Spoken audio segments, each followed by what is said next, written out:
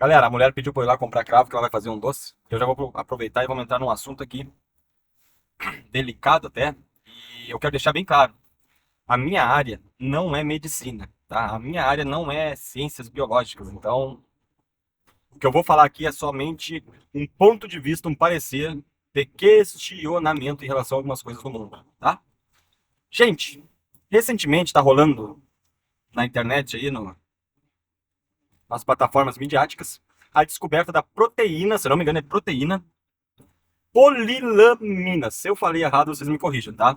Essa proteína foi descoberta pela doutora Tatiana, ou Tatiane, da Universidade do Rio de Janeiro, tá?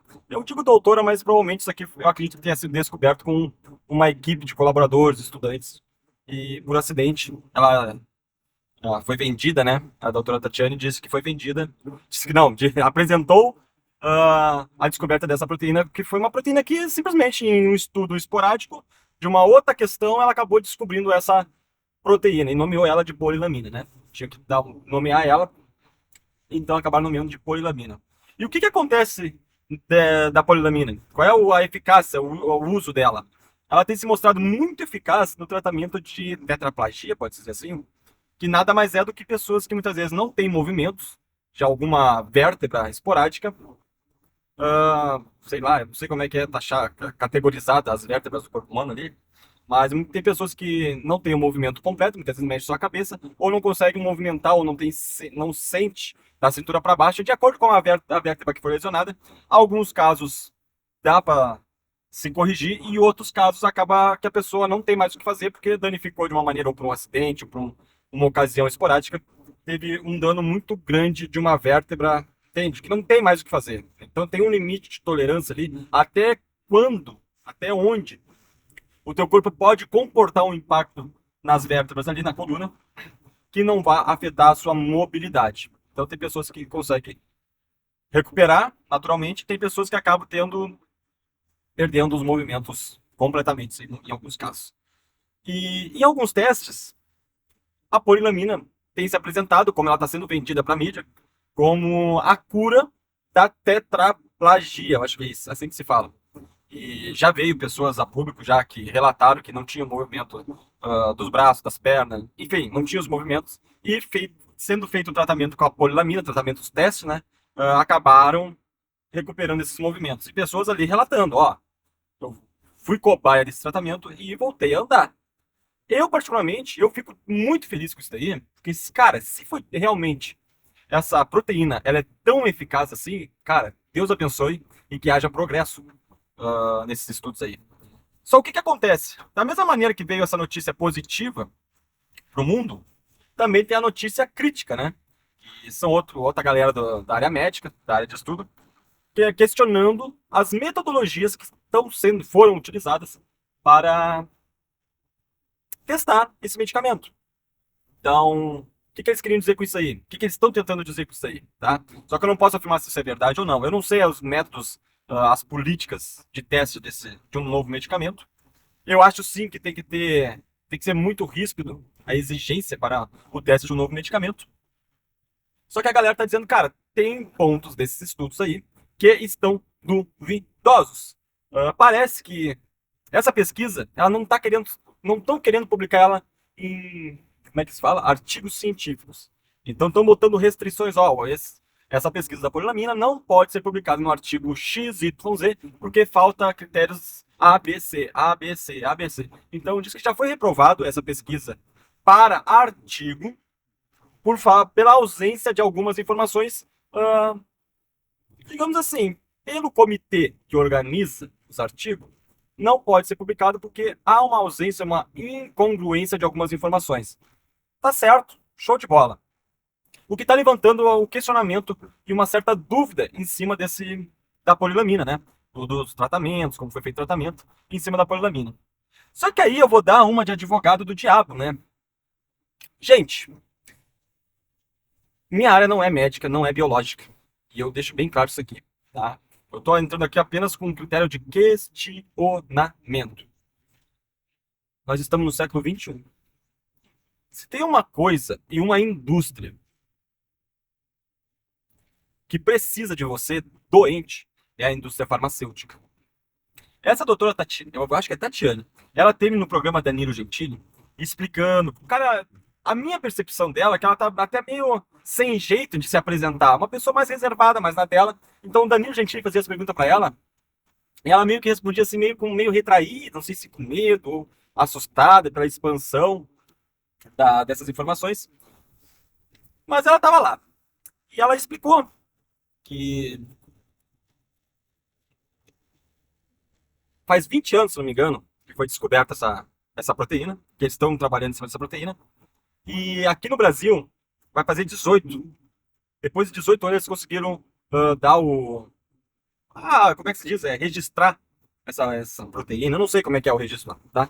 Ou seja, 20 anos de pesquisa, 18 anos depois, eles conseguiram fazer o registro no Brasil. Aí isso daí, de uma certa maneira, restringe um pouco a amplitude das pesquisas. Há uma indústria chamada indústria farmacêutica. Ah, mas vai entrar em teoria da conspiração. Cara, aqui é só para vocês questionarem, tá?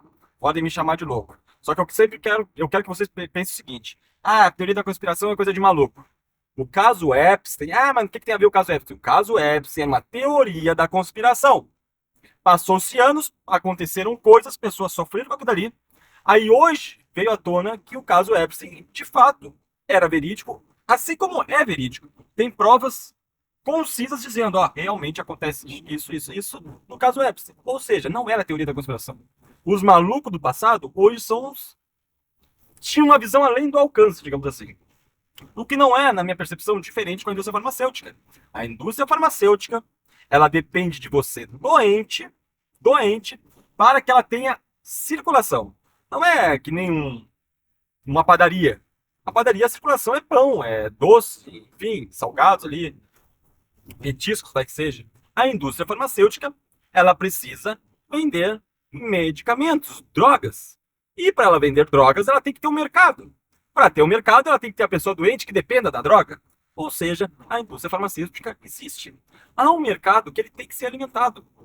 Se não houver esse mercado, não teria o porquê existir a indústria farmacêutica. Mas está indo para um ponto muito amplo. Gente, se vocês vissem a explicação dessa doutora, ela disse: há 20 anos atrás ela descobriu a proteína. O time dela, vamos falar o time, descobriu a proteína. 18 anos depois, o Brasil liberou a licença dessa proteína.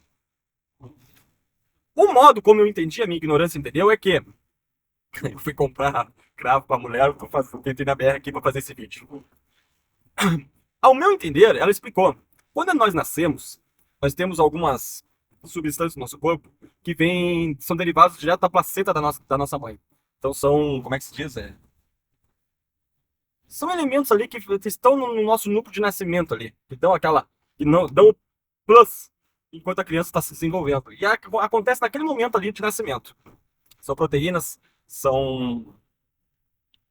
né? São vitaminas que estão ali naquele momento da criação, uma nova criação, tá? Então ela tem uma reação muito mais, tanto que a questão de pesquisa da medula óssea, células troncos, elas estão muito em volta disso aí. São elementos muito fortes no nascimento de um ser. Esse estudo, ela explicando o funcionamento meio por cima, né? Parece que essas pessoas que ficam tetraplégicas, me corrijam se eu falar bobagem, tá, pessoal? Aqui é só para questionar. Elas perdem a ligação. Uma coisa é a medula e outra coisa é a coluna. A medula é onde está o fluido espinhal. Acho que é isso. Onde está o fluido espinhal. Que manda os comandos e os nervos, os contatos ali, para o resto do corpo. Quando a pessoa sofre um dano na coluna, esse dano muitas vezes ele é reversível. Só que com um certo cuidado. Só que dentro da coluna vai ter a medula. Se a medula espinhal ela sofreu um dano muitíssimo grave, pode acontecer de você perder os comandos do cérebro para o resto do corpo. E a polilamina, aparentemente, ela consegue fazer uma religação, ela recria, tá? Olha o que eu vou falar aqui. Ela recria esses comandos que foram perdidos. Muitas vezes acaba uma atrofiação na medula ali, do qual não consegue se recuperar. A mesma coisa se você amarrar uma corda no galho de uma rosa, vamos supor, no tronco de uma rosa, e apertar ela, vai chegar um momento que aquele galhozinho dali para frente, a extremidade, ele vai se atrofiar. E vai morrer. Vai morrer. É mais ou menos o que aconteceria com o nosso corpo. Da coluna, da medula. para baixo, aquela parte ali fica atrofiada e ela perde os comandos que o cérebro mandaria para os movimentos da perna, que é onde as pessoas não conseguem fazer os movimentos. Tem que fazer a volta por cima. E essa polilamina parece que ela consegue ativar, reativar esse ponto que foi atrofiado. Estou falando aqui de uma maneira análoga, eu não estou em posição de querer falar em medicina, né? Mas eu quero só o questionamento. Parece que a polilamina, por acidente, foi descoberto que ela consegue reativar nesses pontos aí, nessas terminações nervosas que lançam os pulsos para outras partes do corpo. Então, é aplicada a polilamina nessa ponto atrofiado, digamos assim, e na sequência posterior ao tratamento, parece que o corpo começa a reagir, recriar aquelas ligações. Consequência disso, resultado disso, a pessoa começa a apresentar melhorias, começa a apresentar comandos para o corpo que estava parado, zerado, não tinha movimento nenhum. Ou seja, cara, isso é muito interessante. Muito interessante. Tanto que a doutora, ela explicava com um certo, às vezes anuncia um certo desconforto, um cuidado, só que a gente não sabe se o cuidado é para uma informação imprecisa, tanto que foi levado até uma amostra, né, de um paciente que fez o tratamento com a polilamina e voltou a andar. Ele teve um dano devido a um acidente e ele voltou a andar. Seria muito arriscado tu vir a público fazer uma notícia fake, digamos assim, em âmbito nacional. Então pode ser que ela estivesse desconfortável com isso, ou pode ser que ela estivesse desconfortável com a questão do seguinte: eu estou trazendo uma informação da medicina muito grande, muito importante, que pode mexer com grandes corporações. Pode ser isso, é um desconforto também. Porque pensa o seguinte: descobriram uma proteína que tem o poder de reativar terminações nervosas. Tá? Pode ser que eu esteja falando bobagem, pode ser, pessoal, não tem problema nenhum. Mas e se essa proteína, se der continuidade, tá? Liberar artigo, começar a dar credibilidade para esse estudo aí, e começa a expandir, começa a expandir, começa a expandir. Começa a expandir os estudos em cima da polilamina. A primeira coisa, quando eu vi a notícia, eu fiquei pensando comigo, cara, se ela refaz as ligações, ela, digamos assim, ela rejuvenesce essas ligações, ela traz a um ponto que começa como se fosse um ponto inicial da vida. Se ela tem esse impacto na medula, na coluna, pensa se eles começassem a fazer estudos em cima de um Alzheimer. Já pensou se a aplicação da polilamina, só um exemplo, um ignorante aqui falando, já pensou que se der credibilidade, por que vocês acham que no Brasil o Brasil não progride nunca, tá? Há 500 anos que vai ser o país do futuro, e ele nunca progride. Ou nunca se mostra o seu real potencial. Porque no momento que aparecer uma pessoa, um político, que mostre que o Brasil é possível de crescer sim, em 1 ano, 2 anos, em 4 anos em um mandato, cara, tira a credibilidade dos políticos antigos, que utilizavam 500 anos de política e nunca desenvolveram nada nesse país. Então é perigoso muitas vezes, nesse cenário, uma pessoa que consiga comprovar que dá para fazer as coisas. Por isso que hoje em dia a gente vê gente incompetente em cargos de competência. Porque se botar uma pessoa competente em cargos de competência, ela vai mostrar o real potencial. E não é para mostrar o real potencial de algumas coisas. Se a verdade vir à tona, muitas questões mentirosas deixam de fazer sentido. Posso estar errado? Posso estar errado. Agora pensa, se der continuidade, der credibilidade para essa pesquisa, para que ela se desenvolva, e se houver investimento, porque a doutora está dizendo que está tendo dificuldade em receber investimento para as pesquisas em cima da polilamina. Será que isso não é intencional? Ah, mas não é assim que funciona. Cara, cuidado. Olha o mundo que nós estamos vivendo hoje e vê as coisas que estão acontecendo. A gente não quer acreditar que esse mundo é maléfico, tá? Não quer acreditar. Só que tem que tomar cuidado para não romantizar. Muitas vezes vem notícias falsas que a gente não tem que romantizar. E notícias verdadeiras que a gente não pode romantizar também. Mas dá pra gente pensar e questionar. Já pensou se a indústria farmacêutica tem que combater? Porque, cara, como eu disse, você é o produto da indústria farmacêutica. Você tem que estar doente para a indústria farmacêutica existir. Tem que ter uma justificativa. Por que não sai cura do câncer? Porque tem que ter a galera para vender maquinário para quimioterapia. Entendeu? Por que que não sai a cura da cegueira? Pode ser que não saiu ainda. Ou será que já não saiu estudos em algum elemento aí que poderia trazer à tona uma cura da cegueira?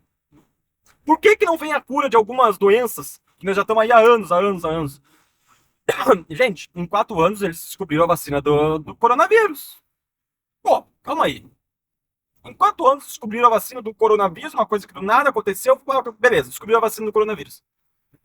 Só que nós já temos aí câncer há anos, temos AIDS, temos inúmeras doenças aí que até hoje não saiu vacina. Será que é porque o pessoal não está se empenhando? Ou porque não há interesse de mostrar algumas possibilidades?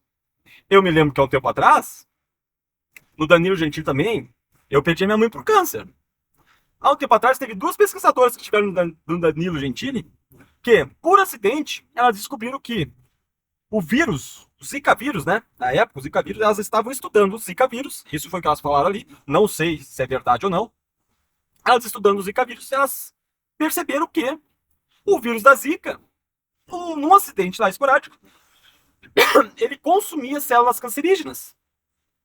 Pô, eu fiquei aqui, cara, eu cheguei quase a chorar. Eu pensei, cara, olha só, cara, quantas famílias vão ser beneficiadas com isso? Moral da história, não sei o que aconteceu com aquelas duas pesquisadoras, elas desapareceram. Ou, das duas, uma. Ou a notícia era muito fraudulenta e cortaram as asas dela, tá? Ou acharam algum motivo para, cara, não traz à tona muito essas mulheres aí, porque pode ser que a gente tenha problemas. Depois eu fui pesquisar, porque eu queria, cara, eu falo isso, eu acho curioso. Eu acho que se a notícia fosse fraudulenta, Danilo Gentili começaria a se refrear um pouco mais com essa questão da medicina que ele estaria trazendo à tona. Ele trouxe agora a questão da polilamina, que eu acho incrível. O conceito que teve por trás daquilo ali, entendeu? A ideia que teve por trás daquilo ali. Mas eu nunca mais ouvi falar dessas duas pesquisadoras aqui. Não, elas não descobriram a cura do câncer, tá? Elas não descobriram a cura do câncer. Mas o que elas falaram ali, que trabalhando em cima do vírus da Zika, descobriram que o vírus da Zika, sim, ele tem uma reação com células cancerígenas. E se a gente sabe muito bem, um pouco de informação, muitas vacinas que são criadas são vírus trabalhado. Por que não trabalhar um vírus da Zika para reagir somente, único e exclusivamente nas células cancerígenas? Outra notícia que saiu há um tempo atrás, também não posso afirmar isso aqui, eu vou ficar no respaldo, mas questionem. Parece que a Rússia saiu em algumas notícias aí que a Rússia tinha descoberto a cura do câncer, a vacina do câncer. Depois começou a vir notícias que estavam desmentindo essa possível vacina do câncer. Será que era fraudulenta mesmo? Ou será que nada mais é do que uma grande corporação, uma grande indústria, querendo abafar, colocar uma pedra em cima dessa documentação aí, dizendo, cara, abafa o caso, abafa o caso. Porque se isso daí se expandir e ganhar credibilidade no mercado, pode ser que nós perdemos a venda de um produto. O que é mais fácil, vender a cura ou vender o tratamento? Só que, infelizmente, tem pessoas que estão aí o tempo todo sofrendo. Não é somente a pessoa que está com a doença que sofre. Cara, falo por experiência própria. E muitos de vocês talvez vão compactar com o que eu vou dizer aqui. As pessoas que amam sofrem junto, tão quanto a pessoa que está com a doença. Porque eles estão numa luta que não é só da pessoa, muitas vezes é da família, de um núcleo gigante. Enfim, galera, era só isso que eu queria trazer à tona para vocês começarem a questionar. Será que não tem credibilidade a pesquisa da doutora Tatiane? Pode ser que ela seja uma falcatrua? Pode ser. Não estou excluindo essa possibilidade. Mas existe uma indústria que não quer você curado. Vocês têm que ter isso em mente. Ah, mas não é assim. Cara, não romantizem as coisas. O mundo perfeito, ele é magnífico, ele é lindo. O mundo real, ele é assustador. O que eu quero dizer com isso? Olha o caso Epstein. Olha o caso Epstein. Ninguém acreditava. Hoje se prova a verdade. É só para vocês terem um critério de comparação. Mas no mais é isso, pessoal. Espero ter contribuído com um pouco de reflexão. Podia ter passado, moça. Espero ter contribuído vocês com um pouco de reflexão e questionamento quanto a algumas coisas que acontecem no mundo, tá? Então, nós estamos vivendo um mundo moderno. O acesso à informação está muito rápido. Antigamente não tinha internet para difundir a informação. Hoje temos a internet. Então, quando vem uma notícia falsa, tem que tomar cuidado porque ela expande muito rápido. E quando vem uma notícia verdadeira, também tem que tomar cuidado porque ela também expande muito rápido. E isso é assustador. Isso é assustador para as grandes corporações, porque não dá tempo deles calarem a boca das pessoas envolvidas no assunto. Então, também pense o seguinte: muitas vezes não é o controle da internet, é o controle do que você fala que eles querem fazer. Beleza, pessoal? Um abraço para vocês e até a próxima.